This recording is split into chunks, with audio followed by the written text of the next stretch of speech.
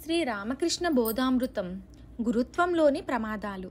ఓ ఆచార్యుడా, బోధించడానికి నీ వద్ద అధికార చిహ్నం ఉందా? రాజు చేత అధికార ముద్ర పొందితే ఎంతటి అల్పసేవకుడి మాటలనైనా జనం భయభక్తులతో వింటారు. అతడు తన డవాలు బిల్లను చూపించి ఎంతటి అల్లరినైనా అణిచివేయగలుగుతాడు.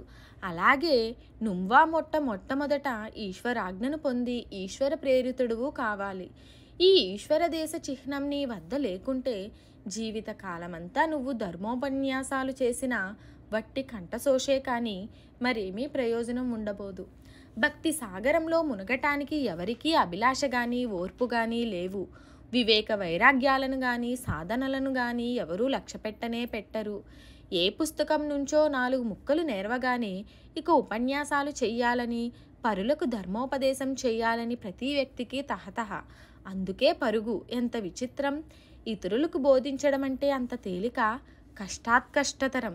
ఈశ్వర సాక్షాత్కారాన్ని పొంది ఈశ్వరాదేశాన్ని పొందినవాడే బోధించగలడు. మంచి వక్త బోధకుడు అయి ఉండి ఆత్మవికాసం లేనివాడు ఎలాంటివాడో తెలుసా? అతగాడు తన వద్ద కుదోపెట్టిన పరుల ద్రవ్యాన్ని దుర్వినియోగం చేసే వ్యక్తి వంటివాడు. ఇతరులకి అతడు ధారాళంగా ఉపదేశిస్తాడు. దానివల్ల తనకేం నష్టం? అతడు బోధించే భావాలు ఎరవు సొమ్ములు కదా. సుప్రసిద్ధుడైన ఒక వ్యక్తి ఒకరోజు హరిసభలో ప్రసంగిస్తున్నాడు. ప్రసంగం మధ్యలో అతడిలా అన్నాడు: భగవంతుడు కేవలం రసవిహీనుడు. మన స్వభావంలోని రసం ఒసగి అతన్ని మనం రసమయుణ్ణి చెయ్యాలి. రసమంటే ప్రేమ, భగవంతుడివని చెప్పబడే ఇతర గుణాలు అని అతడి భావం. ఈ మాటలను విన్నప్పుడు నాకు ఒక బాలుడి సంగతి జ్ఞాపకం వచ్చింది. వాడు తన మామకు చాలా గుర్రాలు ఉన్నాయని చెబుతూ వినేవారిని నమ్మించే ప్రయత్నంలో తన మామ ఇంట్లో ప్రత్యేకంగా ఒక గోశాల అంతా గుర్రాలతో నిండి ఉందని చెప్పాడు. గోశాలలు గుర్రాల కోసం కట్టబడినవి కావని, బాలుడు చెప్పేది అసత్యమని, గుర్రాలను గురించి వాడికి ఎలాంటి అనుభవం లేదని వివేకవంతులు వెంటనే గ్రహించి ఉంటారని వేరే చెప్పనక్కర్లేదు. భగవంతుడు రసవిహీనుడు అనడం కేవలం అసంగతం. శాస్త్రానికి, అనుభవానికి, యుక్తికి కూడా విరుద్ధం. ఆ వ్యక్తకు తన మాటల అర్థం ఏమిటో తనకే బొత్తిగా తెలియదన్నమాట. సచ్చిదానందమూర్తి అయిన భగవంతుణ్ణి అతడెన్నడూ దర్శించలేదని, భగవద్ అనుభవాన్ని చవి చూడలేదని అతడి మాటల వైఖరే చెప్పక చెబుతోంది. నేటి మత బోధికులు విధానాలు ఎలాంటివో మీకు తెలుసా? ఒక్కడికి మాత్రమే సరిపోయే అన్నం ఉండగా 100 మందిని విందుకు ఆహ్వానించడం లాంటిది. అనుమాత్రమైన ఆత్మానుభవం ఉందో లేదో కేవలం మహాధర్మోపదేష్టాలుగా నటిస్తూ ఉంటారు.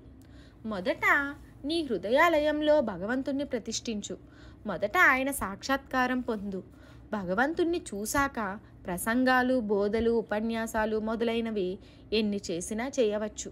అంతేకాని అంతకు ముందు కాదు. విషయలోలురై ఉండి జనం భగవంతుణ్ణి గురించి, బ్రహ్మాన్ని గురించి ప్రసంగాలు సాగిస్తూ ఉంటారు. ఆలయంలో దేవుడు లేకుండా ఆరాధన కోసం శంఖం ఊదాడట. ఒకరోజు నేను పంచవటి నుండి పోతుంటే ఒక కుక్క భయంకరంగా బెకబెకమనటం విన్నాను. దాన్ని పాము పట్టుకొని ఉంటుందని ఊహించాను. చాలాసేపయ్యాక ఆ దారినే వస్తూ తిరిగి ఆ శబ్దాన్నే విన్నాను. పొదల నుండి తొంగి చూస్తే ఒక బురదపాము కప్పను పట్టుకొని ఉంది. దాన్ని అది మింగనూ లేక విడవనూ లేక ఉంది. పాపం ఆ కప్ప దురవస్థ చెప్పనలవి కాకుంది. అప్పుడు నేను ఇలా అనుకున్నాను: అదే తాచుపాము అయి ఉంటే 2-3 కూతలతో ఆ కప్ప పని ముగిసిపోయేది.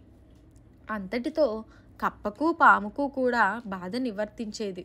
కానీ ఇక్కడ పాము బాధ, కప్ప బాధ ఇంచుమించుగా సరిసమానంగా ఉన్నాయి. అలాగే ఆత్మజ్ఞానహీనుడు అహంకరించి మరొకడిని తరింపచేసే బాధ్యతకు పూనుకుంటే ఇద్దరి బాధకు అంతం ఉండదు. శిష్యుడి అహంకారం కానీ అతడి సంసార బంధాలు కానీ తొలగవు. అనర్హుణ్ణి ఆశ్రయిస్తే శిష్యుడెన్నడూ తరించబోడు. కానీ సమర్థుడైన గురువును ఆశ్రయించిన జీవుడి అహంకారమో 3 బెకబెకలతో సరి. ధర్మ ప్రచారాన్ని వృత్తిగా చేసుకున్న ఒక బోధకుడు వినేవారి భక్తి పరవశులయ్యేటట్లు ఉపన్యసించేవాడు. కానీ స్వతహాగా అతడు యోగ్యమైన నడవడిక ఉన్నవాడు కాడు. అతడి ప్రవర్తన చూసి మనసు నొచ్చి అంతమంది హృదయాల్లో భక్తి భావాలను పురుగొల్పగలిగి తాను స్వయంగా అయోగ్యుడై ఉండడానికి కారణం ఏమిటని నేను అతన్ని అడిగాను. అతడు గౌరవంగా తల వంచి ఇలా అన్నాడు: అయ్యా, నిజం. చీపురు స్వయంగా నీచమైన వస్తువు అయి ఉండి నేల మీది వీధుల్లోని ధూళిని చిమ్మివేయటం లేదా?